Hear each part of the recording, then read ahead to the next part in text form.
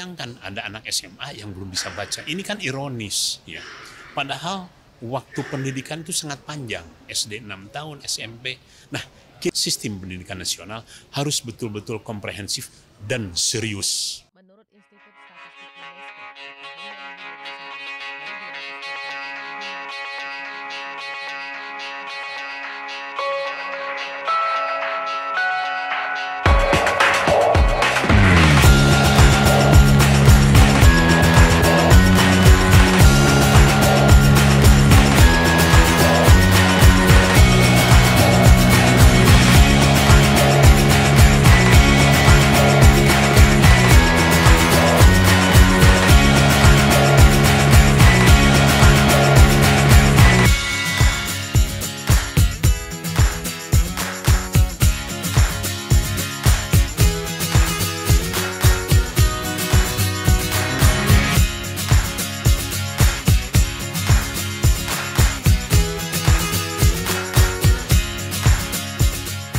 Bayangkan ada anak SMA yang belum bisa baca. Ini kan ironis, ya.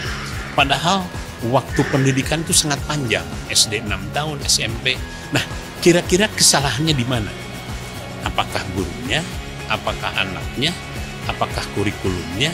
Apakah sarana-sarana penunjangnya? Atau bagaimana? Oleh karena itu, kita sepakat kalau memang akan ada sebuah kajian berkaitan dengan sistem pendidikan nasional harus betul-betul komprehensif dan serius.